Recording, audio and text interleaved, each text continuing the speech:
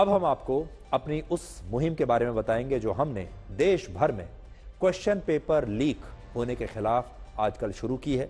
लेकिन उससे पहले हम आपको हरियाणा के नूह से आई आज की ये नई तस्वीर दिखाना चाहते हैं। कल भी हमने आपको तस्वीर दिखाई थी, ये नकल रुकी नहीं। अब नई तस्वीरें देखिए जिसमें आपको बोर्ड की परीक्षा के दौरान बड़ी संख्या में छात्र नकल करते हुए दिखाई देंगे। और सोचिए, ये जितने छात्र नकल करते हुए आपको नजर आ रहे हैं, कल जब ये छात्र आगे चलकर इंजीनियर बनने के लिए, टीचर बनने के लिए, डॉक्टर बनने के लिए, पुलिसकर्मी बनने के लिए, जूनियर इंजीनियर बनने के लिए, वकील बनने के लिए या कुछ भी काम करने के लिए परीक्षा देंगे और उनमें भी बेईमानी से अगर पास हो जाएंगे तो इस देश का भविष्य क्या होगा। क्योंकि जब ये डॉक्टर बनेंगे, जब ये इंजीनियर बनेंगे, जब ये पुलिस में जाएंगे तो आपका ही इनसे काम पड़ेगा और आपको हो सकता है इनसे दोबारा मिलने का मौका मिले। हो सकता है डॉक्टर बनकर यही लोग आपका इलाज भी करेंगे। तो आप सोचिए क्या हश्र होगा हमारे इस देश का।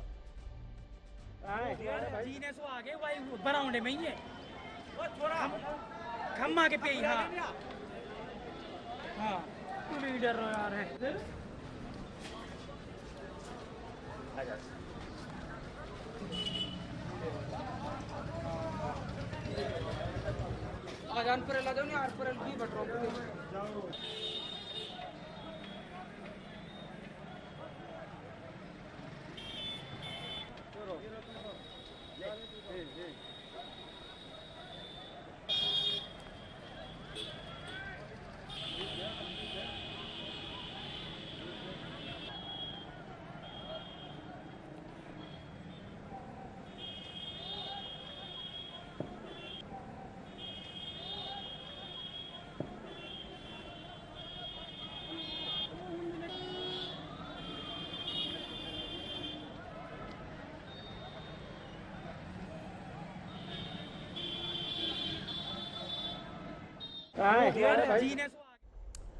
हमारे देश में दो तरह के छात्र हैं, जिनमें एक छात्र वो हैं जो ये सोचते हैं कि वो दिन रात मेहनत करके, परिश्रम करके परीक्षाओं में पास होंगे और इन परिश्रमी छात्रों की संख्या हमारे देश में ज्यादा है।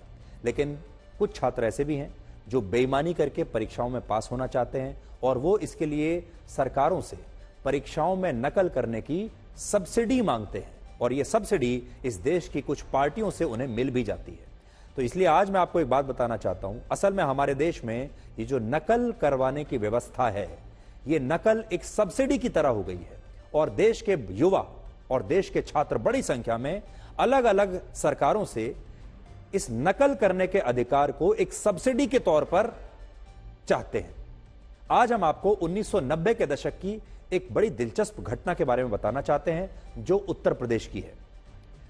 उस समय उत्तर प्रदेश में बीजेपी की सरकार थी और मुख्यमंत्री थे कल्याण सिंह और शिक्षा मंत्री थे राजनाथ सिंह, जो आज देश के रक्षा मंत्री हैं। राजनाथ सिंह उस समय उत्तर प्रदेश के शिक्षा मंत्री थे और उस समय स्कूल और कॉलेजों की परीक्षाओं में होने वाली नकल उत्तर प्रदेश में एक बहुत बड़ी समस्या बन गई थी। हर परीक्षा में नकल होती थी, जिसे रोकने के लिए कल्याण सिंह की सरकार एक कानून लाई और इस कानून लाने का जो पूरा आइडिया था, यह शिक्षा मंत्री राजनाथ सिंह का था।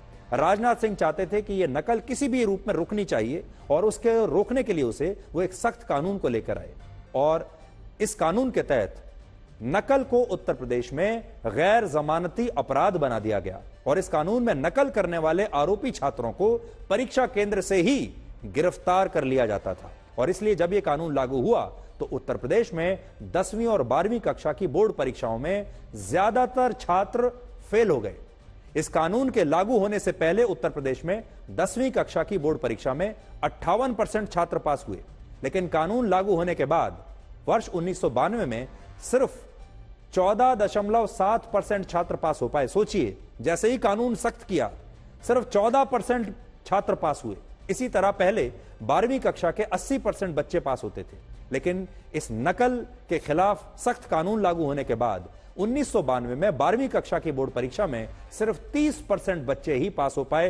अंदाजा आप लगा सकते हैं कि जो बाकी बच्चे फेल हुए ये वो थे जो नकल करके पास होते आ रहे थे।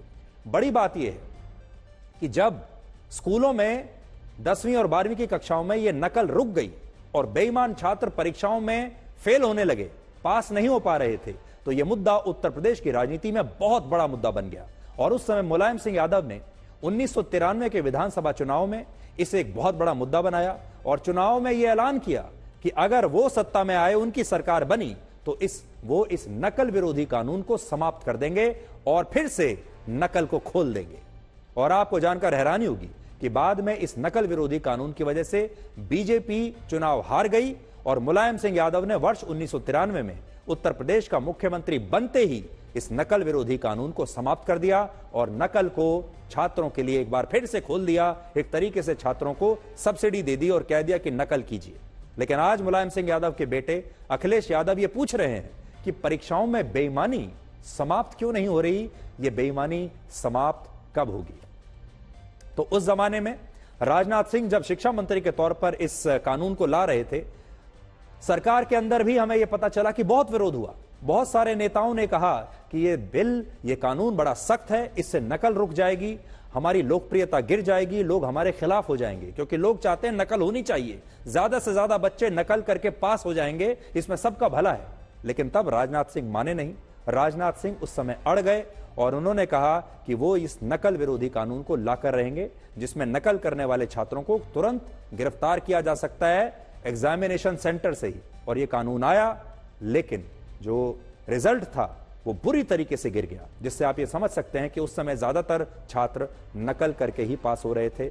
और फिर मुलायम सिंह आए, उन्होंने इस कानून को हटा दिया और नकल के रूप में जो सब्सिडी सरकार दे रही है, व्यवस्था सरकार के जरिए जो सब्सिडी के तौर पर ये दी जा रही है छात्रों को नकल के लिए, ये आज भी जारी है। इसलिए आज हम यही कहना चाहते हैं कि हमारे देश में लोगों को सब्सिडी बड़ी अच्छी लगती है, उन्हें सब कुछ मुफ्त में चाहिए और आदत ऐसी लग गई है कि बहुत सारे छात्रों को पास भी मुफ्त में होना है और उन्हें ये नकल रूपी सब्सिडी अच्छी लगती है। जब तक ये सब्सिडी चलती रहेगी तब तक ये नकल रुकने वाली नहीं है, इसे बंद करना पड़ेगा।